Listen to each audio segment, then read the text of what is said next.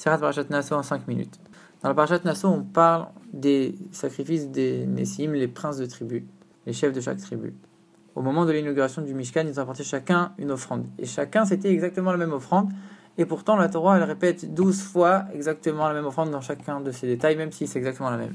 À partir de la deuxième, Rashi, il fait un commentaire et il explique le sens profond de chaque détail de l'offrande. En vérité, chaque détail, il a un sens profond. C'est pas juste des offrandes qui ont été choisies comme ça au hasard.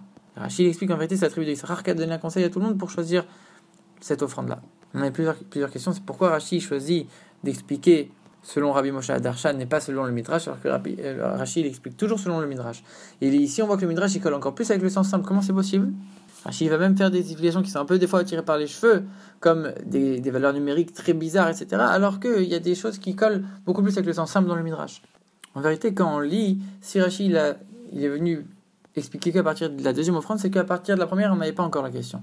Parce que quand on lit, alors on ne sait pas que, quand on lit pour la première fois, en tout cas, on ne sait pas que ça va se répéter 12 fois. Parce qu'à partir de la deuxième fois, on voit que ça s'est répété. Alors là, on te prévient, regarde, ça va être répété encore pendant 12 fois. Et d'ailleurs, quand on voit un peu plus haut, on voit que ils ont fait d'autres sacrifices, les Nessim. C'était à une autre occasion, pas pour l'inauguration, mais pour l'érection du Mishkan. Et là, la Torah les mentionne tous ensemble, sans répéter 12 fois. Alors, on ne comprend pas pourquoi là c'est comme ça et là c'est comme ça. Alors, l'explication la plus simple, c'est que quand chacun a apporté son offrande, il avait une intention profonde, particulière, qui était particulière à lui, qui était vraiment spéciale à sa tribu. Et donc, la Torah ne peut pas les inclure tous ensemble, elle est obligée de les mentionner chacun différemment, puisque chacun il a une intention spirituelle profonde qui n'avait rien à voir avec l'autre. Alors, si c'est ça, il y a plusieurs questions qui se posent. S'ils avaient chacun une intention différente, comment c'est possible que matériellement ça s'est exprimé à chaque fois 12 fois par exactement la même offrande? C'est quand même bizarre. Et si tu me dis qu'ils ont tous offert d'après le conseil de Issachar, qu'il avait demandé d'offrir telle offrande, alors comment tu peux dire que c'est eux qui ont choisi avec leur intention particulière, ils ont une intention différente, alors qu'en vérité ils ont juste appliqué ce que Issachar leur a dit?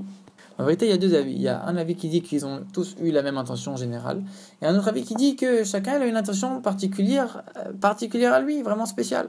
Dans ce cas-là il y a deux questions. Si tu me dis qu'ils ont une intention particulière, alors, et que chacun c'était spécial, alors pourquoi à chaque fois ça fait exactement la même offrande? Et comment tu peux dire qu'ils ont tous suivi Issachar ensemble de la même manière? Et si maintenant tu me dis qu'ils ont tous eu une seule intention générale, alors pourquoi la Torah répète 12 fois la même chose? Et en vérité, pour répondre à ces questions, Rashi, il a choisi de ne pas citer le Midrash, mais de citer Rabbi Moshe Darshan.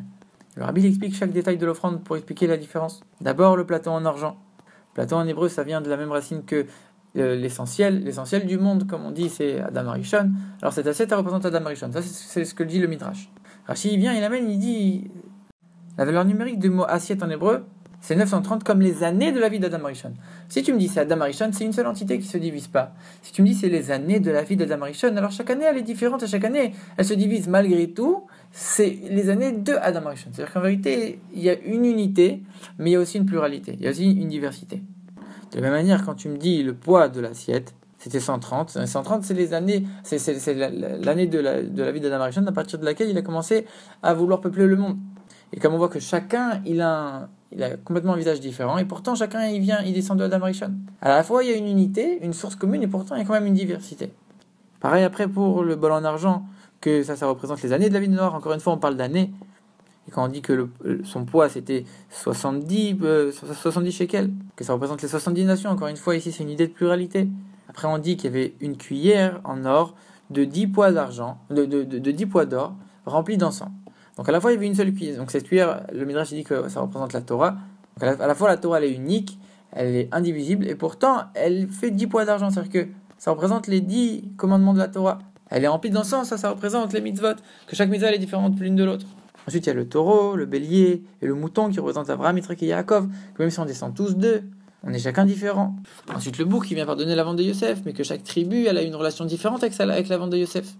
Il y en a certains qui ont voulu le vendre, d'autres le tuer, d'autres qui ont rien dit, d'autres qui n'étaient même pas là.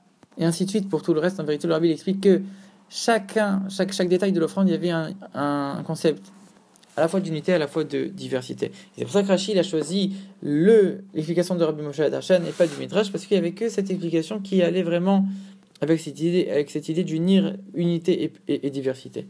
À la fois, tu peux dire qu'ils avaient une intention générale, et à la fois, chacun il avait une intention particulière quand il a apporté son korban. Et c'est quoi l'enseignement pour nous? Les corbanotes, les offrandes, c'est représenté aujourd'hui par la tfila. Avant de commencer à prier, on doit dire qu'on reçoit sur nous la mitzvah de aimer son prochain juif comme soi-même. Et on doit prier en s'incluant dans l'ensemble du peuple juif, et pas en s'isolant, en se séparant du peuple juif. Et à ce moment-là, même si on a des défauts, même si la tfila, elle n'est pas comme il faut, alors elle passerait un peu plus inaperçue, si on peut dire. Donc on voit qu'en vérité, même si on a chacun des différences, on est chacun différent, on a tous notre personnalité, notre caractère, et pourtant on est tous unis, on est une seule et même entité, un seul et même peuple, une seule et même âme, un seul et même corps, c'est le peuple juif. Le peuple juif.